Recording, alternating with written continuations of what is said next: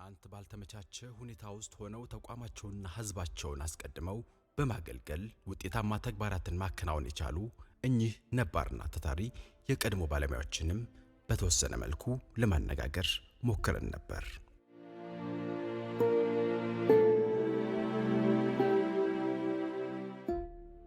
በአንድ ክሊኒክ ወይ በአሁኑ ጤና ጣቢያ ውስጥ አንድ ጤና ባለሙያ ተመድቦ ካርድ ያወጣል፣ ይመረምራል፣ መርፌ ይሰጣል፣ መድኃኒት ያስራል። ይሄ ሁሉ በአንድ ሰው ይሰራል። በእኛ ጊዜ ህዝቡን አክብረን እንቀበላለን። እንደ ህዝቡ ባህሪ፣ እንደ ህዝቡ አቅም፣ እንደ ህዝቡ አለባበስና ፐርሰናሊቲ ሁኔታዎች እየታዩ ሳናሸማቀቅ ደህና መጡ ወይ፣ ምንድነው የሚያሞት፣ ችግሩ ምንድነው ብለን በማሸማቀቅ መልክ በማይደነግጡ መልክ ስናገለግል ቆይተናል።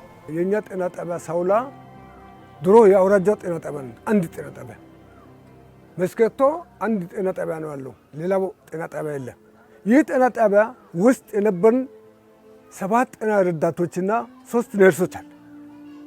ከመስከቶ ከመኖ ከዛላ በቶ ሁሉ የመጣው ለሁሉ እንደ አውራጃው እንደ አሁን ጤና መምሪያ አይነት እንደ ሆስፒታሉ ሳውላ ጤና ጣቢያ ነበር የሚያገለግለው። በዛ ሰዓት ማታ የምናድረው አንድ ሰው፣ አሁን 3-4 ሰው ያድራል። ይህ ከድሮና ካሁኑ ማለት ነው። አንድ ሰው ያድራል።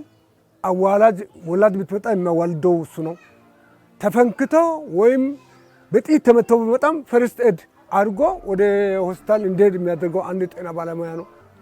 ይሄንን ስንሰራ እንኳን የማታ አበለለም። መድኃኒት ከመታዘዙ በፊት በህሊና እርካታ ተፈውሰው እንዲሄዱ እናደርጋለን። በጣም ሃርድሺፕ የሆኑ አካባቢዎችን ችለን ወጥተን ወርደን ዛሬ ብዙ ሰው ሊሰራ የሚችለውን አንድ ሰው ብቻ በክሊኒክ ደረጃ ሁሉን ስራ ሰርቶ ለህዝቡ ማስተዋሻ ጥለን ያለፍንበት ስራ ነው የሰራ ነው።